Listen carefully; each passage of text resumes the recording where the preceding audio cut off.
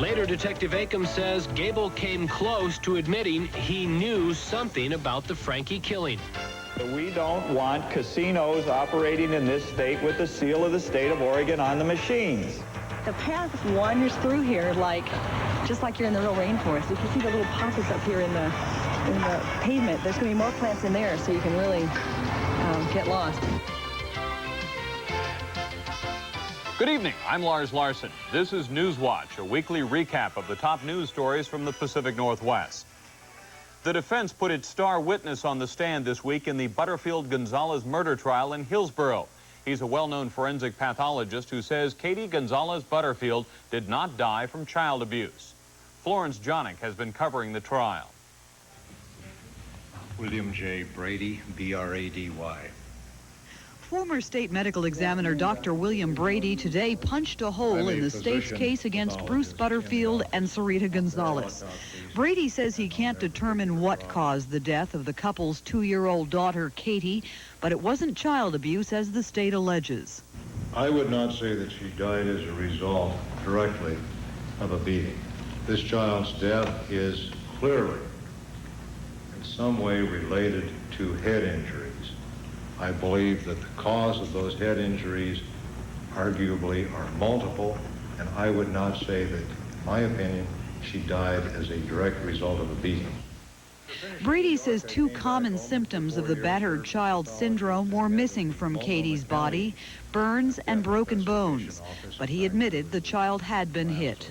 Some of them clearly were inflicted by an adult.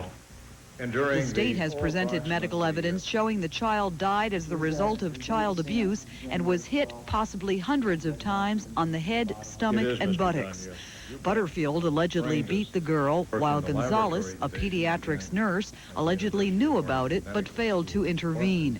Butterfield contends the child died of falls and seizures that were the result of her birth to a cocaine-addicted mother.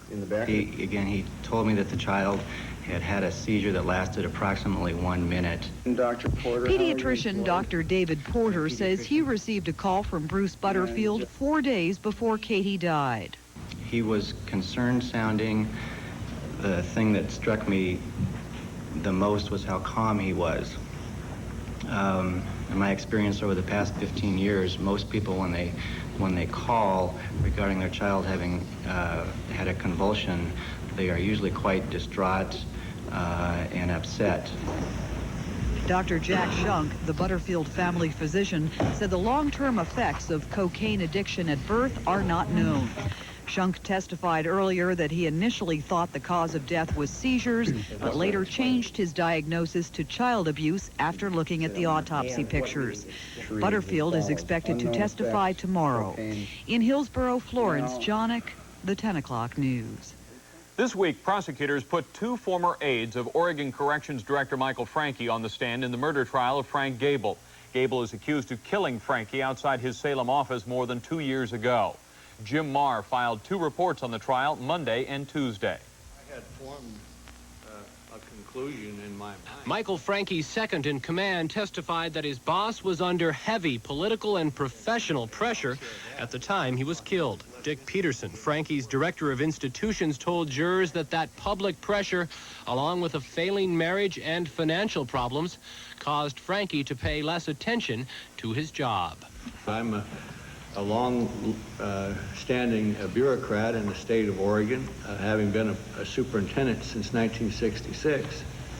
And I know pressure when I see it, and he was under pressure. Peterson, along with almost every other witness for the prosecution, declined to appear on camera while testifying today. He and another top corrections official, Dave Colley, were among the first people to recognize that something was wrong January 17th, 1989. The night police believe Frank Gable stabbed Frankie to death outside Corrections Department headquarters. Frankie's family has questioned why Peterson and Colley failed to call police, even after finding Frankie's car door unlocked, and the prison director did not answer his telephone pager. The decision was made not to call the police. Do you recall what the discussion was which led you not to call the police? It had to do with Mike's privacy, his ability to have gone to, to an appointment, to have dinner with someone without, the staff checking up on him. But Peterson testified that it was not unusual during the months before Frankie's death for the prison director not to answer his pager after hours. And he told jurors that Frankie was especially concerned about his personal safety during that time, even going so far as to obtain a shotgun and a semi-automatic handgun, both of which he usually kept in his car. It's my belief that the shotgun was checked out of the Tower 1 arsenal at Oregon State Prison, along with a supply of shells. The Frank Gable trial continues tomorrow morning. Prosecutors are expected in the near future to offer testimony linking Gable to the crime scene. So far, there has been no evidence introduced in court which places Gable on the grounds of the Corrections Department headquarters the night Frankie died. In Salem at the Marion County Courthouse, Jim Marr, the 10 o'clock news. I asked him if he had stabbed Michael Frankie, and he said no. I asked him, did he participate directly in the death of Michael Frankie? He said no. In September of 1989, 8 months after Oregon prison director Michael Frankie was murdered and 7 months before police charged Gable with the killing, Frank Gable made conflicting statements to police about his involvement in the crime. Mr. Gable told me that the charge that was against him was a bull charge, and that they were just trying to pin a murder charge on him. Gable was questioned by several different Oregon State Police detectives in September of 1989, but he never admitted any involvement in the Frankie killing.